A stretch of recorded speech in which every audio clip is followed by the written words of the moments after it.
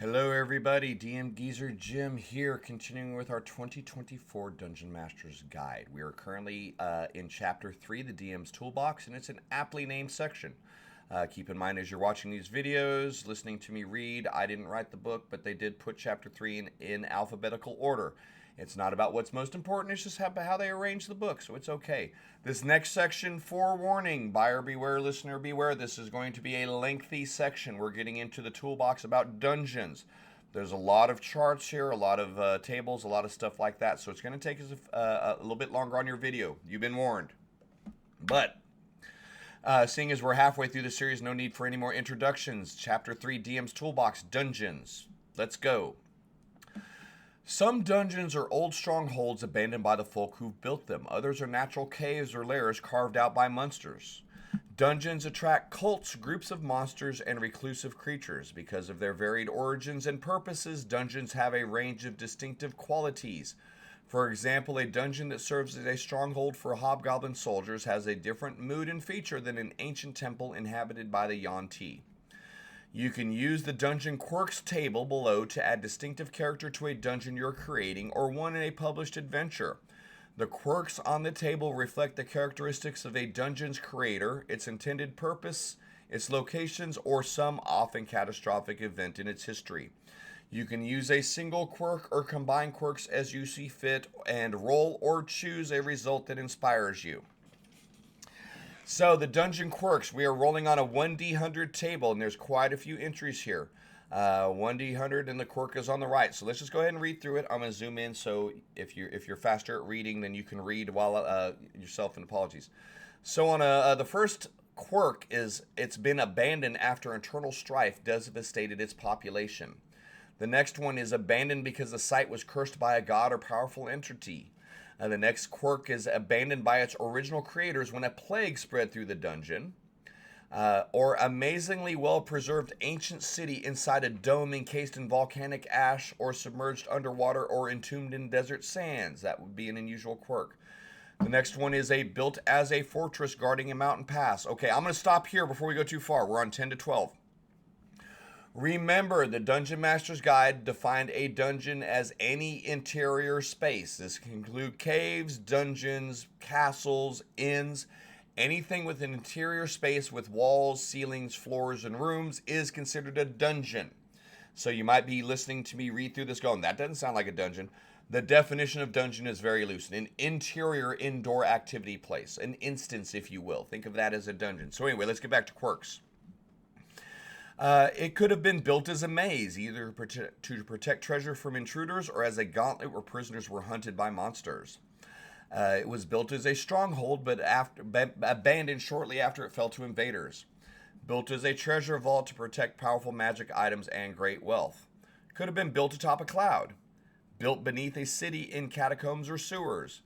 Built beneath or on top of a mesa or several connected mesas. Built by a religious group to serve as a temple and leak to the energy of other planes of existence. Or it could have been built by dwarves and decorated with enormous dwarven faces that had been defaced by its current inhabitants. Could have been built in a volcano. Could have been built in or among the branches of a tree. Could be built to house a planar portal, but abandoned when creatures or energy from the other side of the portal seeped into the dungeon. Could have been carved into a meteorite before or after it fell to Earth. Could be carved into a sheer cliff face. Could be caverns carved by a beholder's disintegration eye ray with unnaturally smooth walls and vertical shafts connecting different levels. Contains something that led to the downfall of its creators or inhabitants. It could have been dug as a burrow by monsters that might still live there inside of it. The entrance to this dungeon could be concealed behind a waterfall. Heck, the dungeon could be floating on the sea. The dungeon could be intended as a death trap to eliminate any creature that enters. Perhaps to guard a treasure to harvest souls for a necromantic rite. The dungeon could have been intended as a tomb. It could have been long known as the site of a great miracle or another auspicious event.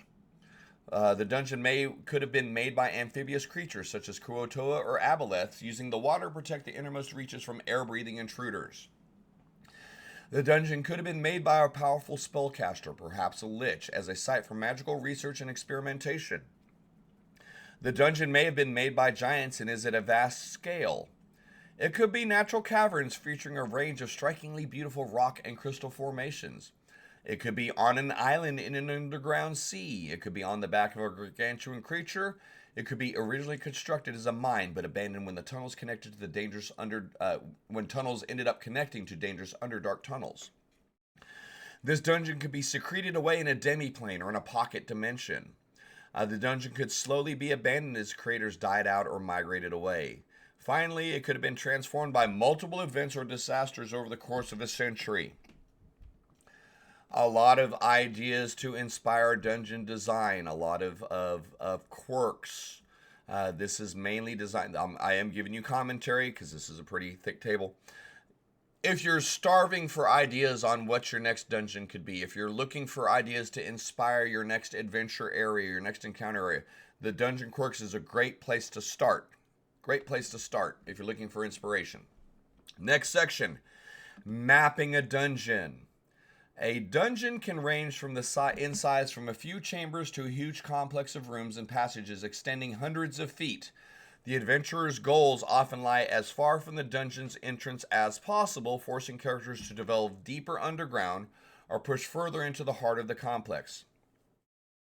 A dungeon is usually mapped on grid-like graph paper, with each square on the paper representing an area of 5 feet by 5 feet.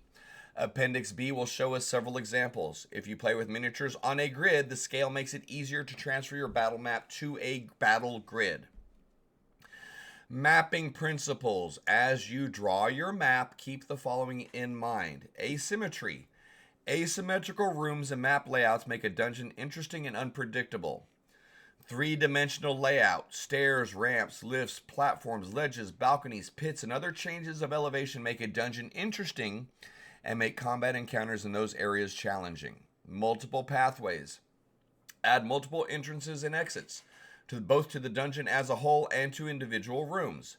By offering multiple pathways the characters can follow, you present meaningful decision points to the players. Wear and tear. If you'd like to show wear and tear caused by time or the elements, collapsed passages can be commonplace, cutting off formerly connected sections of the dungeon from each other. Past earthquakes might have opened up chasms within a dungeon, splitting rooms and corridors to make interesting obstacles.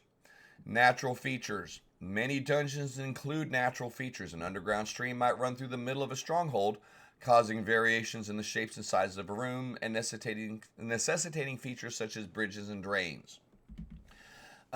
Secrets. Add secret doors and secret rooms to reward players who take the time to search for them. For each door and room, consider their original purpose. Were secret doors a defense against invaders, or do denizens of the dungeon scheme to keep secrets from each other? Secrets can help you develop the story of the dungeon. The next section is designing dungeon rooms. Keep the following things in mind when designing a dungeon room. Ceiling support. Underground chambers are prone to collapse, so many rooms, particularly large ones, have arched ceilings or pillars to support the weight of the rock overhead. Decorations. Most sapient creatures decorate their lairs. Statues, bas-reliefs, murals, and mosaics often adorn dungeon rooms. Equally common are scrawled messages, marks, and maps left behind others who have passed through the area. Some of these marks are simply graffiti, while others may be useful to adventurers who examine them closely. Exits. Creatures that can't open doors can't make a lair in a sealed room without some sort of external assistance. Strong creatures without the ability to open doors smash them down if necessary. Burrowing creatures might dig their own exits. Common dungeon rooms fall in the broad categories described below. Crypts. Although it sometimes resembles a vault, a crypt can also be a series of individual rooms, each with its own sarcophagus, or a long hall with recesses on either side to hold coffins or bodies. Crypt builders who are worried about undead rising from the grave lock and trap crypts from the outside, making the crypt easy to get into but difficult to exit. Other builders worried about tomb robbers make their crypts difficult to get into. Some builders make both entry and exit difficult just to be safe. Guard posts. Sapient social denizens of the dungeon generally guard the entrance to their shared spaces. A guard post may just be a room with a table where bored sentries play a game of dice, or it might be a pair of iron golems backed up by a spellcaster hiding in the balconies overhead. When you design a guard post, decide how many guards are on duty, note their passive perception scores, and decide what they do when they notice intruders. See the section Monster Behavior in Chapter 4. Some will rush headlong into a fight, while others will negotiate or sound an alarm or flee to get more help.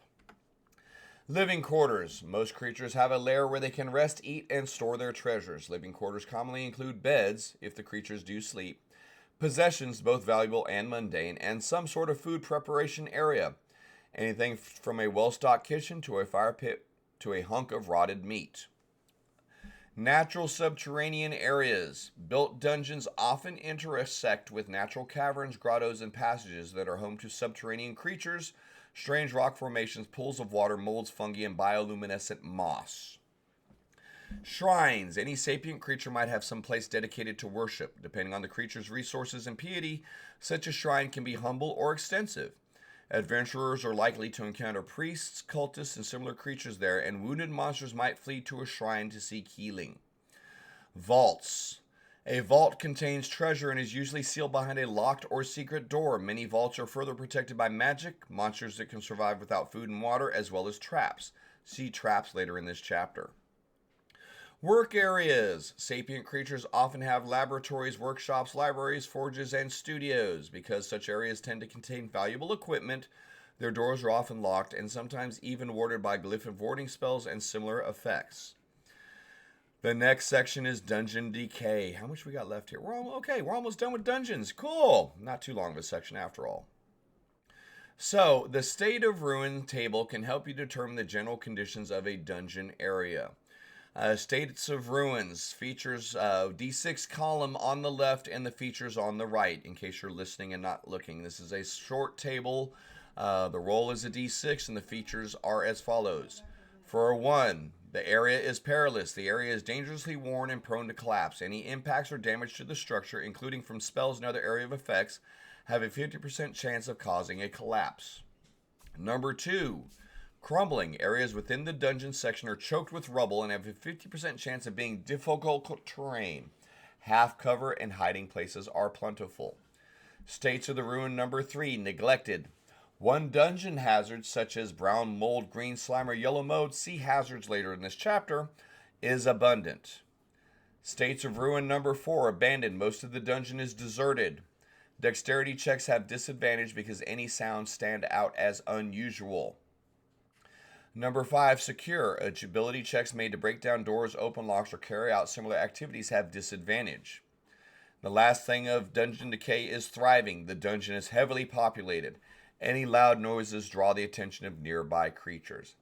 And that's what they're giving us for our toolbox for dungeons. Not a ton of stuff here, guys. Not a ton of stuff. There is more in Chapter 4 that kind of adds into Chapter 3, but the main things I want you guys to keep in mind is...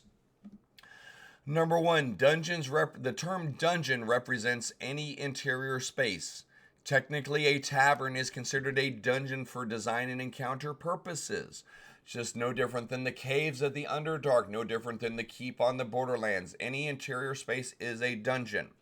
That's why when you look at this quirks table, you'll see some that's like, how do I have a dungeon that's on the top of a cloud? It could be a castle on the cloud. It's okay. Main thing with this quirks thing is these are ideas. These are just ideas, in my opinion, to spark your creative fire if you want to map out your own dungeon. Not a bunch of stuff in the mapping section. There's nothing here telling you how to make a dungeon and how to map a dungeon. That's not really touched on much in this section. Some tools for you, some principles, some ideas. Think of this as holistic, strategic information. Okay? Make the idea of keeping it asymmetrical, definitely 3-dimensional. You want verticality in your dungeon, multiple layers, larger caves with rooms above and below, multiple pathways. The more paths you can add, the more options your players have, but the more maze-like your dungeon becomes. I would be cautious on the multiple pathways.